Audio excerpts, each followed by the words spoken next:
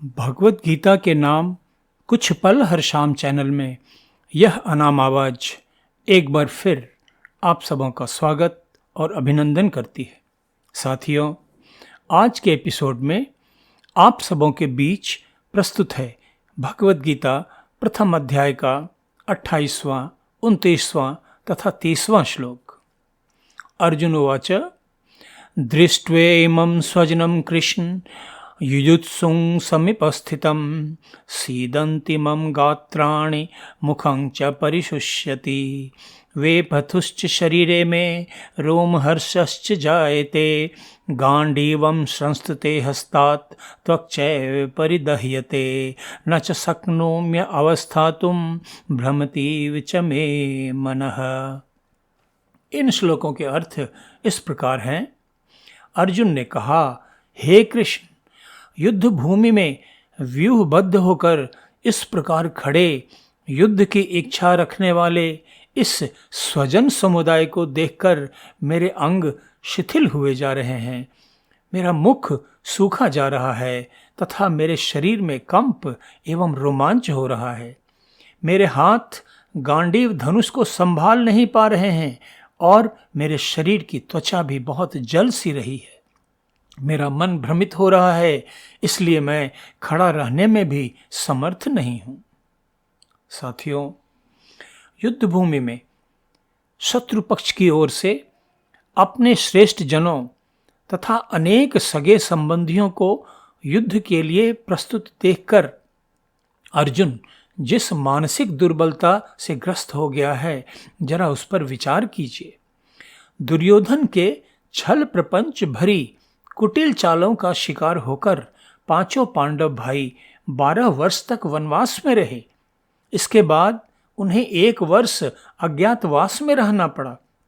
इतनी मुसीबतें, इतना कष्ट झेलने के बाद जब पांडवों ने कौरवों से राज्य का अपना न्याय संगत हिस्सा मांगा तो उसे देने से भी कौरव पक्ष ने इनकार कर दिया।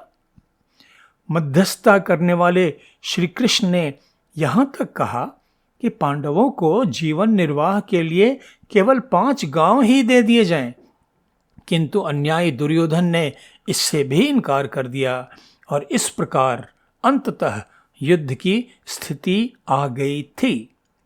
साथियों, इतना कष्ट, इतना अत्याचार सहने के बाद भी जब अर्जुन युद्ध भूमि में अपने अनेक श्रेष्ठ जनों तथा आत्मीयों को कौरव की ओर से युद्ध करने के लिए प्रस्तुत देखता है तो वह शोक और विषाद से भर जाता है।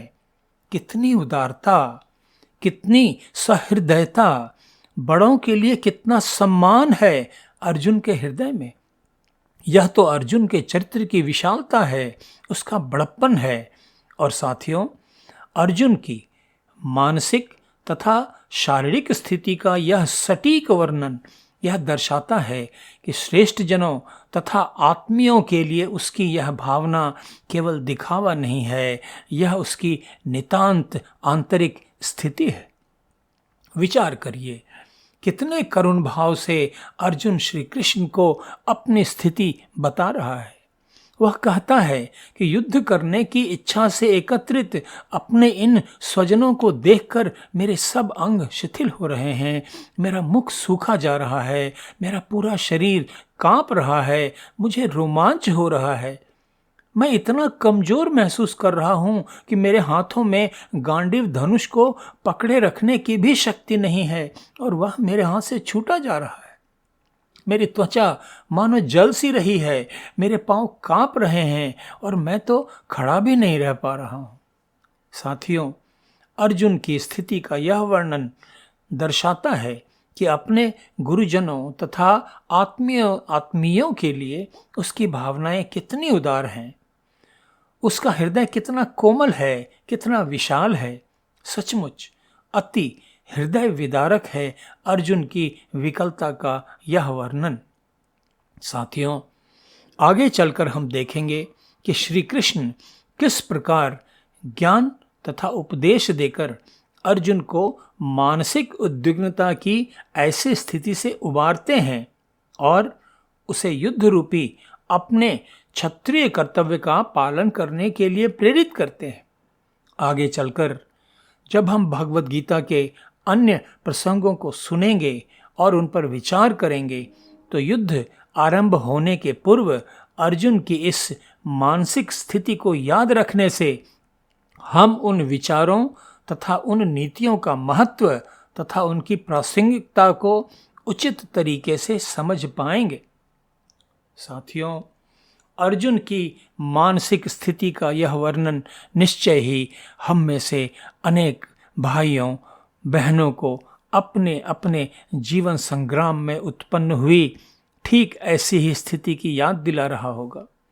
गीता का यह ज्ञान और उपदेश की नीति तथा न्याय के मार्ग पर चलने के बाद भी यदि कोई आपके न्याय संगत अधिकारों का हनन करता है तो उसका प्रतिकार करने की आपकी प्रतिक्रिया आपका धर्म बन जाती है और यह प्रतिकार आपका अपना निजी धर्म युद्ध हो जाता है, जिसे अपनी पूरी शक्ति, पूरी क्षमता तथा पूरे संकल्प से लड़ना आपका परम कर्तव्य हो जाता है।